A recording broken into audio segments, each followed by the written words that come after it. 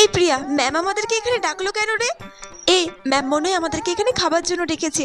নিশ্চয়ই কোনো good news আছে। তোর শুধু খাওয়া আর খাওয়া। তোর এই ম্যাম চলে এসেছে।